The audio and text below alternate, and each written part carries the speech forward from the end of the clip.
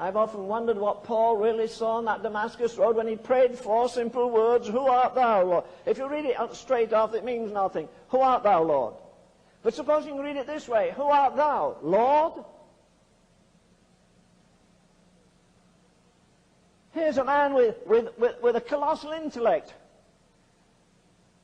Here's a man who is he's in every category, is in the highest category.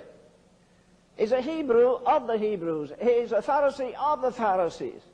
He's of the tribe of Benjamin. He's of the seed of Abraham. He had fulfilled the law. He says concerning the law, it was blameless. And yet he's going down that Damascus road, breathing out threatenings with a heart full of fire and hatred. You talk about a miracle of the grace of God. That man had murdered people, as he says in the 26th of Acts. He tore families apart. He chased them off into strange cities. And that very man whose body, whose brain was filled with theology and his heart was filled with hatred, wrote the most amazing hymn, the most amazing poem on love that was ever written.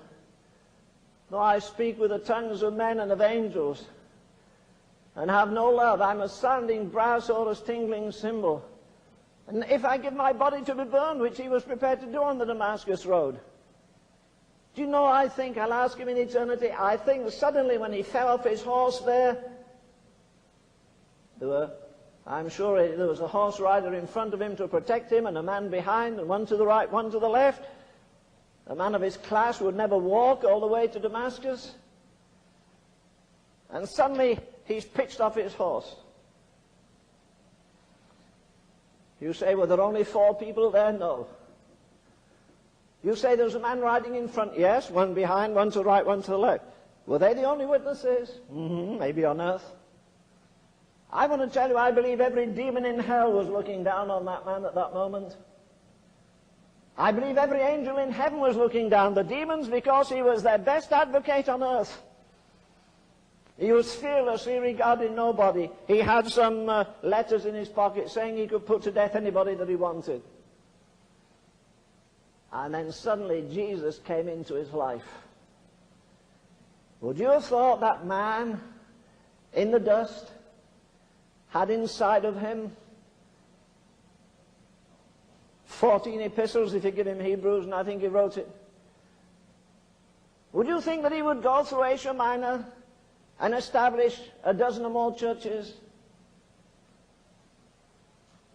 Would you think that that man in a lousy, stinking prison, they wouldn't let you put a dog in today, would write to other Christians, as he does to the Colossians, or the Philippians, and the Ephesians, his love letters to them? And as he says, rejoice in the Lord. And again, they should have been sending letters of comfort to him, and he's sending letters of comfort to them. Why? Because on that Damascus road, as far as I'm concerned, he came alive. Religion, formality, ritualism, they were banished forever. And then after that experience, he was shut away in the quietness. Maybe that's why God's brought some of you around here, so you can get alone under a tree somewhere and talk to God and find out where he wants you to go. When he had 3.5 years in the wilderness, then he's caught up into the 3rd heaven. And then he sets out on that amazing pilgrimage. And as far as I'm concerned, he explains it all when he said, I'm crucified with Christ, nevertheless I live. And yet not I, but Christ liveth in me. And the life which I now live here in the flesh, I live by the faith of the Son of God.